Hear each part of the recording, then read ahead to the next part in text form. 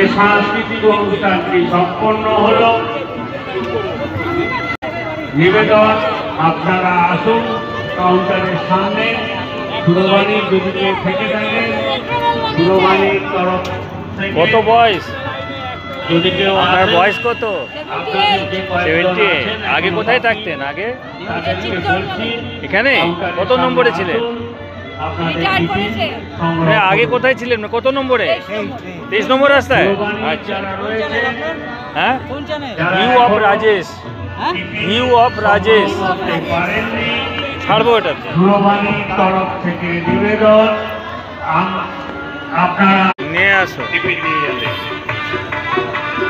সমস্ত দর্শনার্থীর উদ্দেশ্যে শিমজুরি পুজো কমিটির তরফ থেকে জানায় শারদীয় অভিনন্দন।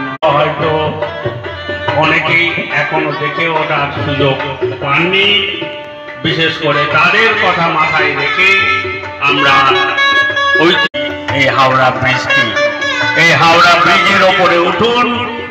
তারপর ধীরে ধীরে হাওড়া ব্রিজ ক্রস করে এসে আপনাদের সামনে তুলে ধরা হয়েছে গঙ্গার নিচ দিয়ে চলা সমস্ত ভারতবর্ষের ঐতিহ্যপূর্ণ যে জিনিস, সেটি হচ্ছে গঙ্গার নিচ দিয়ে চলা মেট্রো রেল। এই মেট্রো রেলে